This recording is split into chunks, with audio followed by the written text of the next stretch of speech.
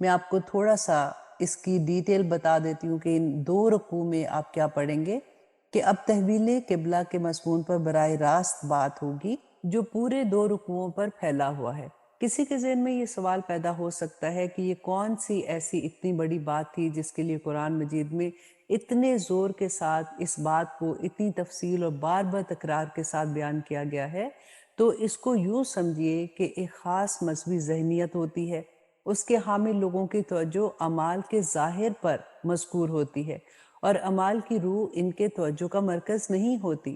عوام الناس کا معاملہ بالعموم یہ ہوتا ہے کہ ان کے ہاں اصل اہمیت دین کے ظواہر اور مراسم عبودیت کو حاصل ہو جاتی ہے، اور جو اصل روح دین ہے، جو مقاصد دین ہے، ان کی طرف ان کی توجہ نہیں ہوتی۔ نتیجتاً ظواہر میں ذرا سا بھی فرق آ جائے تو انہیں بہت زیادہ محسوس ہوتا ہے۔ ہمارے ہاں اس کی مثال یوں سمجھ آتی ہے کہ احناف کی مسجد، جیسے جو حنفی ہیں، ان کی مسجد میں اگر کسی نے رفع یدین کر لیا یا کسی نے اونچی آواز میں آمین کہہ دیا، یوں محسوس ہوا جیسے کہ ان کی مسجد میں کوئی اور ہی آ گیا ہو۔ اس مذہبی ذہنیت کے پس منظر میں یہ کوئی چھوٹا مسئلہ نہیں تھا۔ اس کے علاوہ یہ مسئلہ قبائلی اور قومی پس منظر کے حوالے سے بھی سمجھنا چاہیے۔ مکہ مکرمہ میں جو لوگ ایمان لائے تھے، ظاہر ہے ان سب کو خانہ کعبہ سے بڑی عقیدت تھی، بڑی محبت تھی۔ خود رسول اللہ صلی اللہ علیہ وآلہ وسلم جب مکہ سے ہجرت فرمائی تو آپ روتے ہوئے وہاں سے نکلے اور آپ نے فرمایا کہ اے کعبہ، مجھے تجھ سے بڑی محبت ہے، لیکن تیرے یہاں کے رہنے والے لوگ مجھے یہاں پہ رہنے نہیں دیتے۔ معلوم ہوتا ہے کہ جب تک آپ صلی اللہ علیہ وآلہ وسلم مکہ میں تھے تو آپ کعبہ کے جنوبی دیوار کی طرف رخ کر کے کھڑے ہوا کرتے تھے۔ آپ کا رخ شمال کی طرف ہوتا، کعبہ آپ صلی اللہ علیہ وآلہ وسلم کے سامنے ہوتا اور اسی کی سیدھ میں بیت المقدس بھی آ جاتا تھا۔ لیکن مدینہ میں آپ صلی اللہ علیہ وسلم نے رخ بدل دیا اور بیت المقدس کی طرف رخ کر کے نماز پڑھنے لگے۔ یہاں پہ ہر ممکن یہ ہونا تھا کہ اگر آپ بیت المقدس کی طرف رخ کرتے تو آپ کا پیچھا جو ہے، آپ کی بیک جو تھی وہ خانہ کعبہ کی طرف ہو جاتی، اور وجہ کیا تھی کہ یروشلم جو تھا وہ مدینہ منورہ کے شمال میں تھا، جبکہ مکہ مکرمہ جنوب میں تھا۔ اگر خانہ کعبہ کی طرف رخ کرتے ہیں تو بیت المقدس کی طرف پیٹھ ہو جاتی تھی، اور بیت المقدس کی طرف رخ کرتے تو خانہ کعبہ کی طرف پیٹھ ہو جاتی۔ چنانچہ اب اہل ایمان کا امتحان ہو گیا کہ آیا وہ محمد صلی اللہ علیہ وسلم کے فرمان کی پیروی کرتے ہیں یا اپنی پرانی عقیدتوں اور پرانی روایات کو زیادہ اہمیت دیتے ہیں۔ اور جو لوگ مکہ مکرمہ سے آئے تھے ان کی اتنی تربیت ہو چکی تھی کہ ان میں سے کسی کے ساتھ بھی یہ مسئلہ پیدا نہیں ہونا تھا، کیونکہ وہ سمینا و اطانا پر جم چکے تھے۔ پھر جب یہ حکم آ گیا کہ اب اپنا رخ مسجد حرام کی طرف پھیر دو، تو اب یہ مسلمانوں کا امتحان تھا جو مدینہ میں رہنے والے تھے۔ اس کی وجہ یہ تھی کہ ان میں سے بعض یہودیت ترک کر کے ایمان لائے تھے، مثلا عبداللہ بن سلام رضی اللہ عنہ علماء یہود میں سے تھے، لیکن جو اور دوسرے لوگ تھے وہ بھی علماء یہود کے زیر اثر تھے اور ان کے دل میں بھی بیت المقدس کی عظمت تھی۔ اب جب انہیں بیت اللہ کی طرف رخ کرنے کا حکم ہوا تو یہ ان کے ایمان کا امتحان تھا۔ بعض لوگوں کے دلوں میں یہ خیال پیدا ہو سکتا تھا کہ اگر اصل قبلہ بیت اللہ ہے تو ہم نے اب تک بیت المقدس کی طرف رخ کر کے جو نمازیں بھی پڑھی ہیں ان کا کیا بنے گا؟ کیا وہ نمازیں ضائع ہو گئیں؟ چنانچہ اس اعتبار سے بھی بڑی تشویش پیدا ہوئی۔ اس کے ساتھ ہی ایک مسئلہ سیاسی طور پر بھی پیدا ہوا کہ یہود اب تک یہ سمجھ رہے تھے کہ مسلمانوں اور محمد صلی اللہ علیہ وآلہ وسلم نے ہمارا قبلہ اختیار کر لیا ہے تو گویا ہمارے ہی پیروکار ہیں، لہٰذا ہمیں ان کی طرف کوئی خاص اندیشہ نہیں ہے۔ لیکن اب کیونکہ تحویل قبلہ کا حکم آ گیا تو ان کے کان کھڑے ہو گئے کہ یہ تو کوئی نئی ملت ہے اور ایک نئی امت کی تشکیل ہو رہی ہے، چنانچہ ان کی طرف سے مخالفت کے اندر شدت پیدا ہو گئی۔ اور آیت نمبر 142 میں اللہ سبحانہ تعالیٰ فرماتے ہیں سَيَقُولُ السُّفَهَاءُ مِنَ النَّاسِ کہ ان قریب کہیں گے لوگوں میں سے احمق اور بیوقوف لوگ کہ کس چیز نے پھیر دیا انہیں اس قبلے سے جس پر یہ تھے، یعنی 16-17 مہینے تک انہوں نے بیت المقدس کی طرف رخ کر کے نماز پڑھی تھی، اب انہیں بیت اللہ کی طرف کس چیز نے پھیر دیا؟ اللہ سبحانہ تعالیٰ فرماتے ہیں کہہ دیجئے کہ اللہ ہی کے لیے ہے مشرق اور مغرب۔ یہ وہی الفاظ ہیں جو 14ویں رکوع میں تحویل قبلہ کی تمہید کے طور پر آئے تھے کہ اللہ تعالیٰ کسی ایک سمت میں محدود نہیں ہے بلکہ مشرق و مغرب، شمال و جنوب سب اسی کے ہیں۔ اور اللہ سبحانہ تعالیٰ فرماتے ہیں وہ جس کو چاہتا ہے سیدھی راہ کی طرف ہدایت دیتا ہے، اور آیت نمبر 143 میں اللہ سبحانہ تعالیٰ فرماتے ہیں کہ اے مسلمانوں، اسی طرح تو ہم نے تمہیں ایک امت وسط بنایا ہے۔ اب یہ غور کرنے کی بات ہے، اور اللہ سبحانہ تعالیٰ سے دعا کریں کہ اللہ سبحانہ تعالیٰ ہمیں اس پر جما دے۔ اب یہ خاص بات کہی جا رہی ہے کہ اے مسلمانوں، تم اس تحویل قبلہ کو معمولی بات نہ سمجھو۔ یہ علامت ہے اس بات کی کہ اب تمہیں وہ حیثیت حاصل ہو گئی ہے تاکہ تم لوگوں پر گواہ ہو اور رسول تم پر گواہ ہو۔ اب یہ تمہارا فرض منصبی ہے کہ رسول اللہ صلی اللہ علیہ وسلم نے جس دین کی گواہی تم پر اپنے قول و عمل سے دی ہے، اسی دین کی گواہی تمہیں اپنے قول و عمل سے پوری نوع انسانی کو دینی ہے۔ اللہ اکبر! اب تو محمد صلی اللہ علیہ وسلم اور نوع انسانی کے درمیان واسطہ بن گئے ہو۔ اب تک نبوت کا سلسلہ جاری تھا، ایک نبی کی تعلیم ختم ہو جاتی یا اس میں تحریف ہو جاتی تو دوسرا نبی آ جاتا، اسی طرح پے در پہ انبیاء اور رسول چلے آ رہے تھے، اور ہر دور میں یہ معاملہ تسلسل کے ساتھ چل رہا تھا۔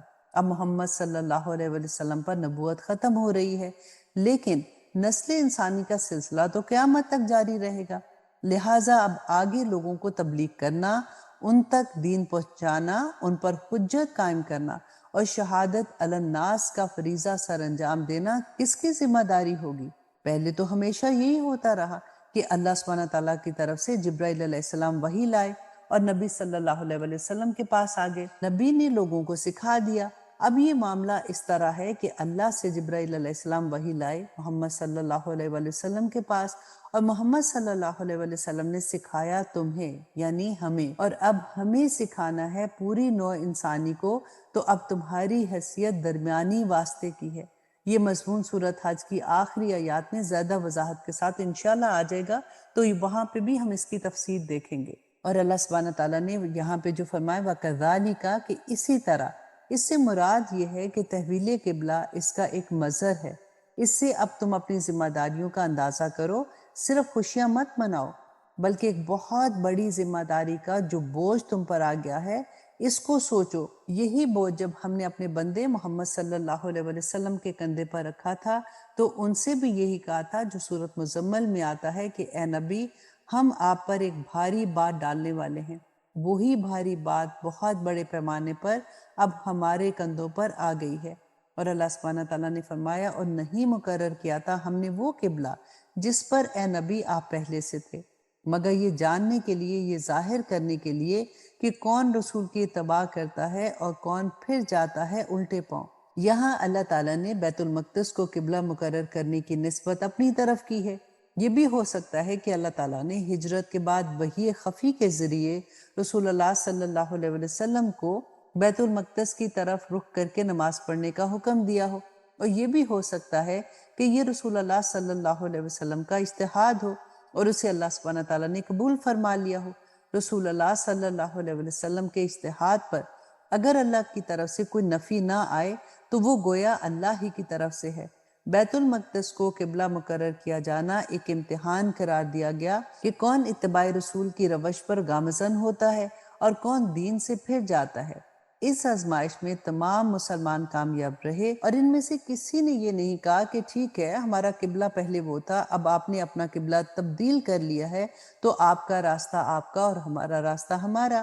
اللہ سبحانہ تعالیٰ فرماتے ہیں اور یقیناً یہ بہت بڑی بات تھی مگر ان کے لیے دشوار نہ تھی جن کو اللہ نے ہدایت دی۔ واقعہ یہ ہے کہ اتنی بڑی تبدیلی قبول کر لینا آسان بات نہ تھی، یہ بڑا حساس معاملہ تھا۔ اور پھر اللہ سبحانہ تعالیٰ نے فرمایا وَمَا كَانَ اللَّهُ، اور اللہ ہرگز تمہارے ایمان کو ضائع کرنے والا نہیں ہے۔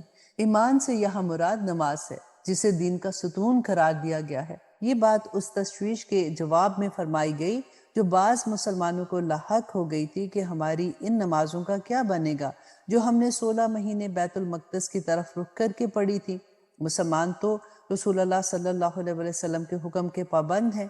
اس وقت رسول اللہ کا وہ حکم تھا، وہ اللہ کے ہاں مقبول ٹھہرا۔ اس وقت یہ حکم ہے جو تمہیں رسول کی جانب سے مل رہا ہے، اب تم اس کی پیروی کرو۔ اور پھر اللہ سبحانہ تعالیٰ فرماتے ہیں ان اللہ بالناس لرؤوف الرحیم، کہ یقیناً اللہ انسانوں کے حق میں بہت ہی شفیق اور رحیم ہے۔ اور آیت نمبر 144 میں اللہ سبحانہ تعالیٰ فرماتے ہیں کہ اے نبی صلی اللہ علیہ وآلہ وسلم، بلا شبہ ہم آپ کے چہرے کا بار بار آسمان کی طرف اٹھنا دیکھ رہے ہیں۔ یہاں پہ معلوم ہوتا ہے کہ خود رسول اللہ صلی اللہ علیہ وسلم کو تحویل قبلہ کے فیصلے کا انتظار تھا، اور آپ صلی اللہ علیہ وسلم کو یہ ناپسند تھا کہ نماز پڑھتے ہوئے بیت اللہ کی طرف پیٹ کی جائے۔ چنانچہ آپ کی نگاہیں بار بار آسمان کی طرف اٹھتی تھیں کہ کب جبرائیل امین تحویل قبلہ کا حکم لے کر نازل ہوں۔ تو پھر اللہ سبحانہ تعالیٰ نے فرمایا سو ہم پھیر دیتے ہیں آپ کو اسی قبلے کی طرف جو آپ کو پسند ہے۔ اس آیت میں محمد صلی اللہ علیہ وسلم کے لیے اللہ سبحانہ تعالیٰ کی طرف سے اتنی محبت، اتنی شفقت اور اتنی عنایت کا اظہار ہے۔ ظاہری بات ہے کہ رسول اللہ صلی اللہ علیہ وسلم کو بیت اللہ کے ساتھ بڑی محبت تھی، اس کے ساتھ آپ کا ایک رشتہ قلبی بھی تھا، اور اللہ سبحانہ تعالیٰ فرماتے تو پس آپ پھیر دیجئے اپنے رخ کو مسجد حرام کی طرف، اور اے مسلمانوں جہاں کہیں بھی تم ہو اب اپنا چہرہ نماز میں اسی کی طرف پھیرو۔ اور یہ لوگ جنہیں کتاب دی گئی ہے جانتے ہیں کہ یہ تحویل قبلہ کا حکم حق ہے ان کے پروردگار کی طرف سے۔ تورات میں بھی یہ لکھا ہوا تھا کہ اصل قبلہ ابراہیمی بیت اللہ ہی ہے۔ بیت المقدس کو تو حضرت ابراہیم علیہ السلام کے 1000 سال بعد حضرت سلیمان علیہ السلام نے تعمیر کیا تھا، جسے ہیکل سلیمانی سے مرسوم کیا جاتا ہے۔ اور پھر اللہ سبحانہ تعالیٰ نے فرمایا وَمَا اللَّهُ بِغَافِلٍ عَمَّا يَعْمَلُونَ کہ اللہ غافل نہیں ہے اس سے جو وہ کر رہے ہیں۔ اور آیت نمبر 145 میں اللہ سبحانہ تعالیٰ فرماتے ہیں کہ اے نبی صلی اللہ علیہ وسلم اگر آپ ان اہل کتاب کے سامنے ہر قسم کی نشانیاں پیش بھی کر دیں تب بھی یہ آپ کے قبلے کی پیروی نہیں کریں گے، اور نہ ہی اب آپ پیروی کرنے والے ہیں ان کے قبلے کی۔ اور یہ تو بالکل وہی معاملہ ہو گیا جو قرآن پاک میں پہلے آیا لَكُمْ دِينُكُمْ وَلِيَ دِين کہ تمہارے لیے تمہارا معاملہ اور ہمارے لیے ہمارا معاملہ۔ اور پھر اللہ سبحانہ تعالیٰ نے فرمایا اور نہ ہی وہ ایک دوسرے کی قبلے کی پیروی کرنے والے ہیں۔ حد یہ ہے کہ یہ خود آپس میں ایک دوسرے کے قبلے کی پیروی نہیں کرتے تھے، اگرچہ یہود و نصارہ سب کا قبلہ تو ایک ہی ہے۔ یہودی ہیکل سلیمانی کا مغربی گوشہ اختیار کرتے تھے اور مغرب کی طرف رخ کرتے تھے، جبکہ نصارہ مشرق کی طرف رخ کرتے تھے، اس لیے کہ حضرت مریم علیہ السلام نے جس مقام میں اعتکاف کیا تھا اور جہاں فرشتہ ان کے پاس آیا تھا وہ ہیکل کے مشرقی گوشے میں واقع تھا، جس کے لیے قرآن حکیم میں مکانن شرقیہ کا لفظ آیا ہے۔ عیسائیوں نے اسی مشرقی گھر کو اپنا قبلہ بنا لیا۔ اور پھر اللہ سبحانہ تعالیٰ فرماتے ہیں کہ اے نبی بالفرض اگر آپ نے ان کی خواہشات کی پیروی کی اس علم کے بعد جو آپ کے پاس آ چکا تو بلا شبہ آپ بھی ظلم کرنے والوں میں سے ہو جائیں گے معاذ اللہ۔ یہ بہت سخت آیا ہے۔ آپ دیکھیے کہ ہمیں بھی تو اس سے سبق لینا ہے نا، ہمارے پاس بھی تو اللہ سبحانہ تعالیٰ کا حکم آ گیا نا، تو پھر ہم کس کی پیروی کرتے ہیں، ہم کن سے امپریس ہوتے ہیں؟ اللہ سبحانہ تعالیٰ ہمیں ان سارے فتنوں سے محفوظ رکھے، آمین ثم آمین۔ اب آیت نمبر 146 میں اللہ سبحانہ تعالیٰ فرماتے ہیں جن لوگوں کو ہم نے کتاب دی ہے وہ اس کو پہچانتے ہیں جیسے کہ اپنے بیٹوں کو پہچانتے ہیں، اور البتہ ان میں سے ایک گروہ وہ ہے جو جانتے بوجھتے حق کو چھپاتے ہیں۔ اور یہ بات ہم بہت دفعہ پڑھیں گے کیونکہ اللہ سبحانہ تعالیٰ نے قرآن پاک میں فرمایا کہ اے نبی یہ آپ کو اس طرح سے پہچانتے ہیں جیسے یہ اپنے بیٹوں کو پہچانتے ہیں، اس کے باوجود بھی یہ اگر انکار کرتے ہیں تو اس کی وجہ یہ ہے کیونکہ یہ نہیں چاہتے، ان کو یہ ڈر ہے کہ اگر ہم نے رسول اللہ صلی اللہ علیہ وسلم کا اتباع کر لیا تو پھر ہماری اہمیت تو ختم ہو جائے گی، وہ لوگ جو ہمیں اہل علم سمجھتے ہیں وہ پھر ہماری عزت کرنا چھوڑ دیں گے۔ اور آیت نمبر 147 میں اللہ سبحانہ تعالیٰ فرماتے ہیں الحق من ربک کہ یہ حق ہے آپ کے رب کی طرف سے۔ اس آیا کا ترجمہ یوں بھی کیا گیا ہے کہ حق وہی ہے جو آپ کے رب کی طرف سے ہے۔ پھر اللہ سبحانہ تعالیٰ فرماتے ہیں تو آپ ہرگز شک کرنے والوں میں سے نہ بنیں۔ یہاں پر بات رسول اللہ صلی اللہ علیہ وسلم سے کی جا رہی ہے، اور آپ صلی اللہ علیہ وسلم کی وساطت سے دراصل ہر مسلمان کو یہ بات کہی جا رہی ہے کہ اس بارے میں کوئی شک و شبہ اپنے پاس مت آنے دینا کہ یہی تو حق ہے تمہارے پروردگار کی طرف سے۔ اور آیت نمبر 148 میں اللہ سبحانہ تعالیٰ فرماتے ہیں کہ ہر ایک کے لیے ایک سمت ہے جس کی طرف وہ رخ کرتا ہے۔ فَاسْتَبِقُوا الْخَيْرَاتِ تو مسلمانوں تم نیکیوں میں سبقت کرو، ہم نے تمہارے لیے ایک رخ معین کر دیا۔ یعنی بیت اللہ، اور ایک باطنی رخ تمہیں یہ اختیار کرنا ہے کہ نیکیوں کی راہ میں ایک دوسرے سے آگے بڑھنے کی کوشش کرو، جیسے نماز کا ایک ظاہری اور ایک باطنی رخ ہے۔ ظاہری رخ یہ ہے کہ آپ نے باوضو ہو کر قبلے کی طرف رخ کر لیا اور ارکان نماز ادا کیے، جبکہ نماز کا باطنی رخ ہے کہ خشوع و خضوع کے ساتھ، حضور قلبی کے ساتھ اور رکت کے ساتھ اللہ سبحانہ تعالیٰ کے سامنے حاضر ہو۔ انسان کو یہ احساس ہو کہ وہ اس رب کے آگے حاضر ہے جو لہو ما فی السماوات و ما فی الارض ہے، جو تمام جہانوں کا مالک ہے۔ اور پھر اللہ سبحانہ تعالیٰ فرماتے کہ جہاں کہیں بھی تم ہوگے اللہ تم سب کو جمع کر کے لے آئے گا۔ یقیناً اللہ